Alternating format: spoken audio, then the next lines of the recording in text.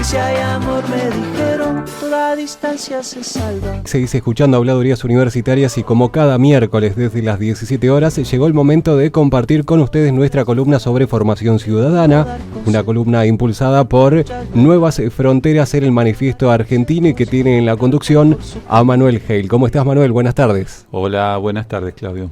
Bueno, bienvenido nuevamente, como cada miércoles lo decíamos recién, y expectantes, ¿sí?, de saber qué es lo que vamos a conversar hoy. Me gusta ahora, viste que digo conversar, ¿sí? Es como que ya me estoy metiendo... Poco a poco te vamos ganando el espacio mental. Muy bien, ¿de qué vamos a conversar hoy entonces, Manuel? Y me parece que el tema de hoy sería interesante charlar de la corrupción. Opa, qué temita. Porque es la base de la campaña electoral del gobierno, ¿no? Así que me parece interesante no dejarles esa bandera y pensarlo desde el punto de vista del ciudadano común y obviamente incorporando otros enfoques que no es los que ellos quieren poner. Claro, muy pocas veces, y disculpa porque capaz que te corro un poquito de eje, nos preguntamos qué significa para nosotros, para nosotras la palabra corrupción. ¿No? Muchas veces no nos detenemos a pensar en ello. La escuchamos siempre y muy seguido. Sí, son esas palabras que se han convertido en símbolos. Se han convertido en ¿cómo te diría? En eso, un símbolo. O sea, que en el solo evocarla te lleva a un lugar predeterminado y a una enfoque predeterminado del tema. Totalmente. ¿No? Y justamente por eso, fíjate, yo empecé yendo al diccionario, ¿no? Porque me parecía interesante empezar desde el comienzo a preguntarse qué es corrupción.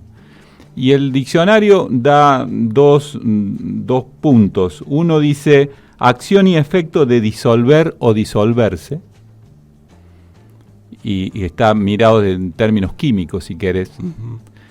Y en el aspecto social dice relajación de vida y costumbres, ¿no? De manera muy escueta. Sí. Viste, los diccionarios como que después te repiten una serie de cosas de tipo acción de corromperse, etcétera, etcétera, que vos decís para qué lo ponen, pero bueno. Estos son los dos que me parecía que definían desde el punto de vista epistemológico la palabra corrupción. Y los tomé tal cual, o sea, partí de ahí. Partí de ahí para empezar a aplicar una serie de consideraciones que a mí se me ocurren. La primera, la primera sería ¿por qué corrupción siempre se considera que tiene que ver con alguien que se apropia de dinero?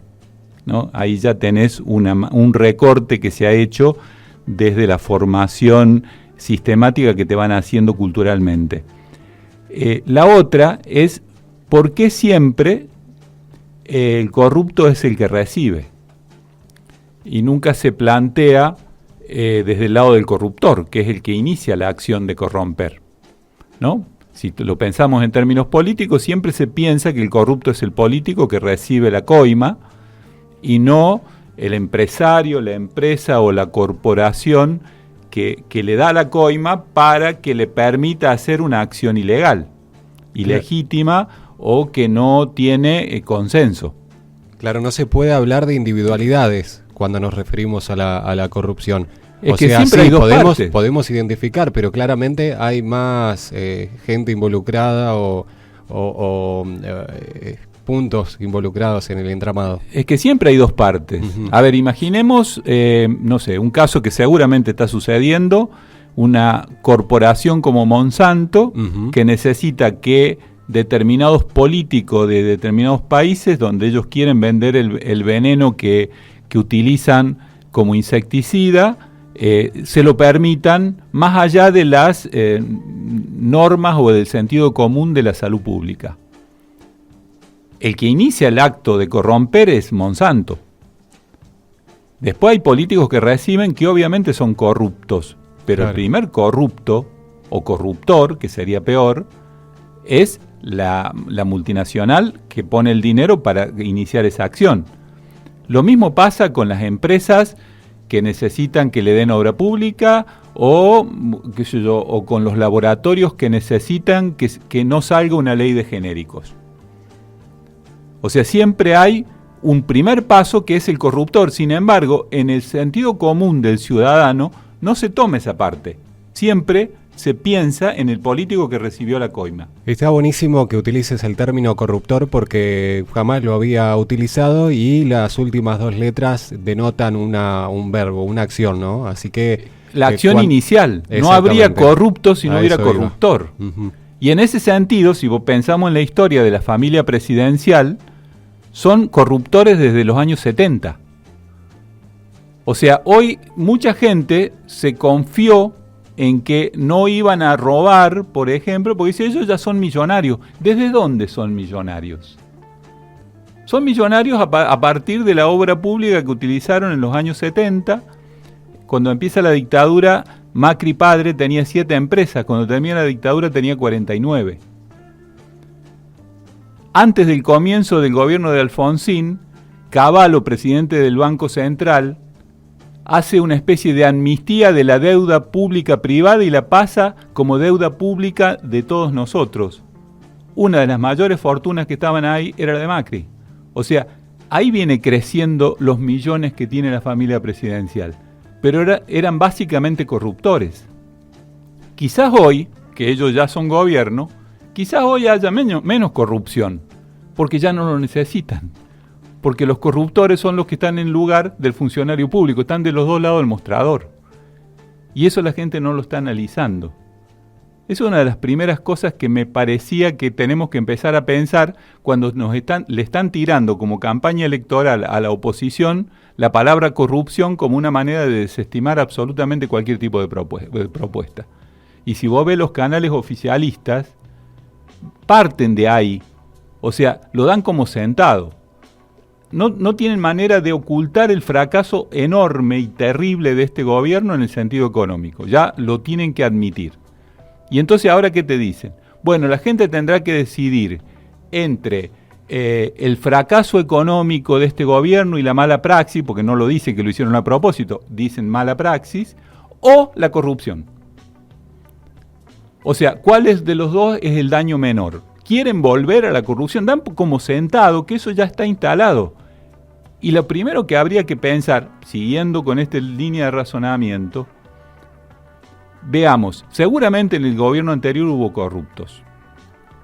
Y seguramente gente como yo, que llevo toda mi vida luchando por una sociedad mejor, considero que esos tipos deberían ir presos. Y seguramente me interesa mucho más que ellos que vayan presos esos tipos. Porque esos tipos son traidores. Y como dice la canción de Citarrosa, un traidor puede más que 1000 valientes. O sea, son lo peor de lo peor esos tipos. Ahora, ¿cuáles son hasta ahora probados? Salvo López, que se lo encontró tirando los bolsos al convento, hasta ahora no han probado ningún otro.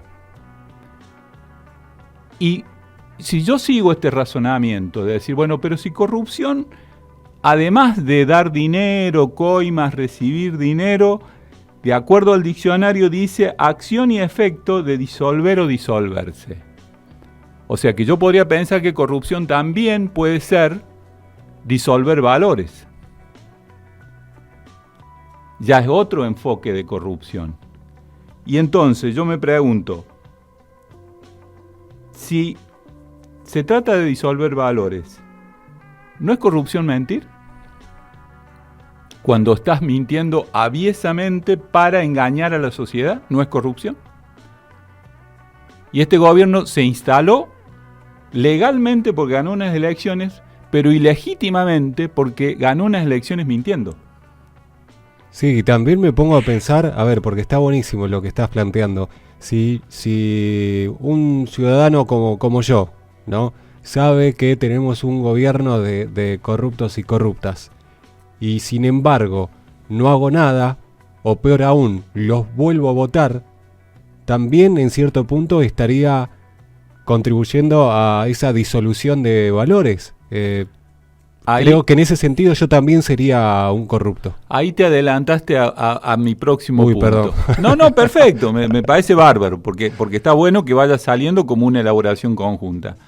Que es lo que pretendemos que pase con nuestros oyentes también, claro, ¿no? Que vayamos elaborando en conjunto. Justamente yo lo que iba a decir, si la acción la corrupción, de acuerdo al diccionario, dice, es la acción de disolver o disolverse. Quien se está disolviendo también es parte de esa corrupción. Porque en este caso ya no estamos hablando de un proceso químico. Si yo pongo un metal a disolverse en ácido, el metal no es responsable porque no tiene voluntad. Pero si yo como ciudadano permito que me disuelvan en la mentira, yo soy parte. Aunque sea con mi ignorancia, estoy contribuyendo. Claro. Y como yo suelo decir, la ignorancia hasta cierto punto te convierte en víctima. Pasado de cierto límite, te convierte en cómplice. Porque sabemos que tenemos en nuestra sociedad una larga historia de ignorantes que deciden serlo. Es más, hoy ya creo que a nadie se le escapa que hay una mentira organizada en la mayor parte de los medios de información, pero que hay algunos medios alternativos. Que me digas hoy, no me enteré que existe ese 5N si te gusta ver televisión.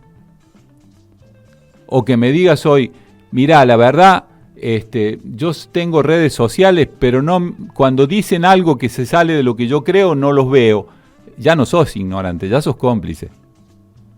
Entonces sos parte de esa corrupción que decías vos, del que se disuelve en la mentira, el que permite, el que se deja disolver. Y entonces, si yo sigo tirando ese mismo hilo de consideraciones respecto de corrupción, si es disolver valores la corrupción, el destruir las garantías constitucionales, ¿no es corrupción? El cooptar una gran parte del Poder Judicial para que funcione como tu grupo de tareas para agredir a la oposición, ¿no es corrupción? El que emplees espías para ir estudiando y sacando información ilegal de una serie de ciudadanos. Seguramente nosotros también estamos ahí, ¿eh?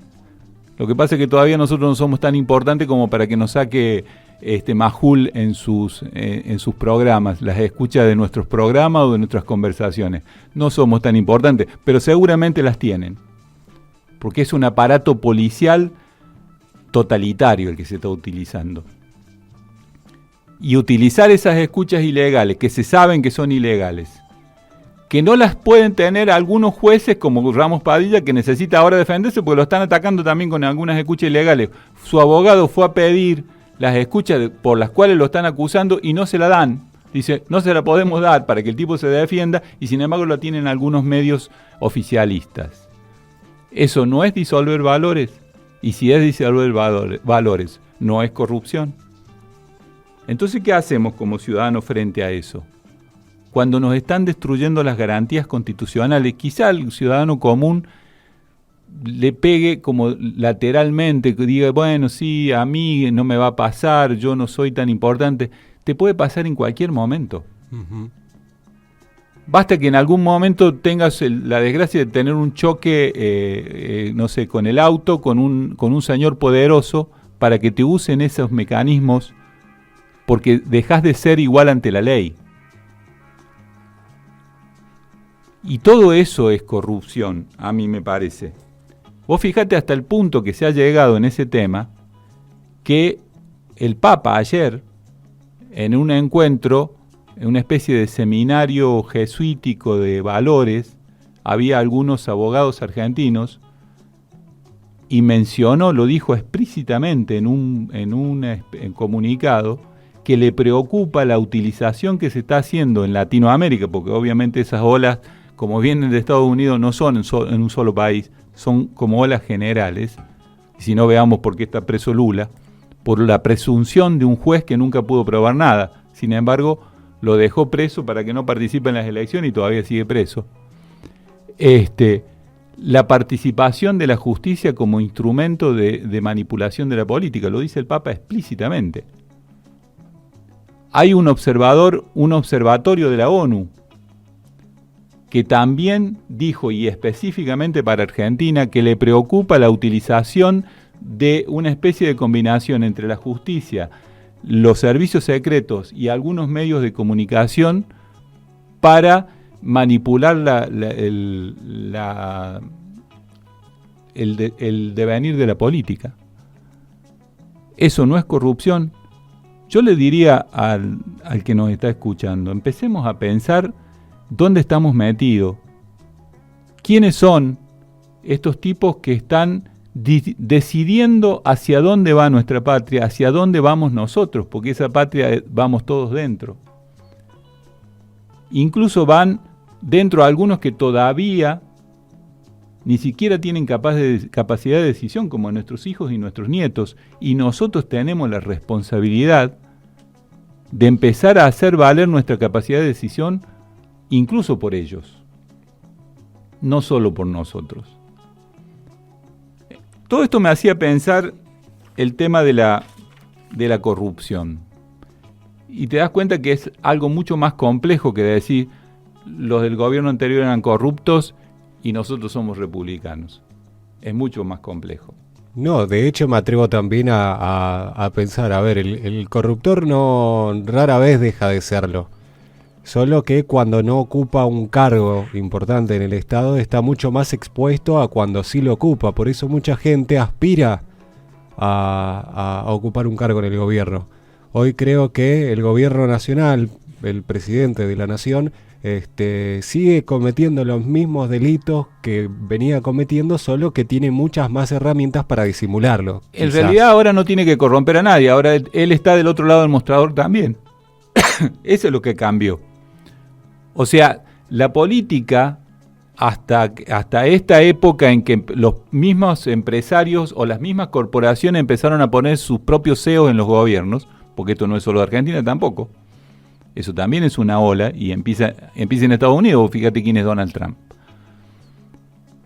A partir de que empezaron las corporaciones a cooptar los estados o los gobiernos de los estados, ya no necesitan corromper porque son ellos mismos decidiendo sus propios intereses.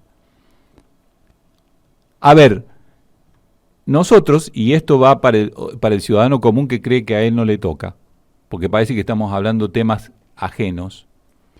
Nosotros, este gobierno nos ha metido a todos en una deuda de 177.000 millones de dólares. Para el que no se da una dimensión de qué significa esto, les voy a hacer una pequeña comparación. En las últimas inundaciones en el nordeste, en toda la Mesopotamia, que se veía en televisión las vacas arrastradas por el agua, los campos inundados, los pueblos, las casas que se arruinaban porque el agua llegaba a 1 metro, 1,5 metros dentro, los pueblos abandonados, toda la producción que se perdió, todas las cosechas, todo eso son 2.500 millones de dólares. Para que puedan comparar, este gobierno nos metió en una deuda de 179.000 millones de dólares. ¿Cuántas inundaciones fueron? Si haces la cuenta. Bien, eso lo tenemos que pagar entre todos. El 70% de esa deuda ya se fugó. Vos decís, ¿eso no es corrupción? Eso es legal, entonces no es corrupción. O sea, no es legal, no es corrupción hacer leyes que permitan ese saqueo. Cada argentino, cada argentinito, vos, yo, el que duerme en la calle, el pibe que no tiene zapatilla, cada argentino debemos $8.000 hoy. Y esa deuda está aumentando a razón de 1 millón de pesos por minuto. Y eso lo produjo este gobierno. Legalmente, eso no es corrupción. De hecho, en el gráfico de la torta, que es muy conocido, muy utilizado, entre los países que le deben al Fondo Monetario Internacional, la porción de esa torta que la Argentina debe es el 60%. El 61% de todo lo que ha prestado el Fondo Monetario lo tiene Argentina. Tenés que verlo, tenés que verlo para sí. No lo podés creer. Es más, está pasando algo que no pasó jamás. Jamás el fondo prestó tanta cantidad de dinero a un país. Pero además hay algo peor. Jamás el fondo le prestó no a un país, sino a un gobierno. porque una de las cosas que hacía el fondo era asegurarse que lo podía cobrar. Claro. Y lo están poniendo de tal forma en esta campaña política que se están jugando de que quizás no lo puedan cobrar. Ellos saben que a partir del año que viene, Argentina no puede pagar lo que debe, no puede pagar los vencimientos. El famoso riesgo país. Exactamente. Entonces, están jugando a todo o nada, y en ese todo o nada, nosotros vamos nada o nada. O sea, en el juego de ellos es o gana Macri o nada. Para nosotros, si gana Macri es nada, y si no gana Macri, de acuerdo a lo que quiere el fondo, también es nada, porque se han jugado para el otro lado, y por lo tanto su idea es que al próximo gobierno no le van a permitir hacer ningún cambio en el rumbo. Esa es su jugada.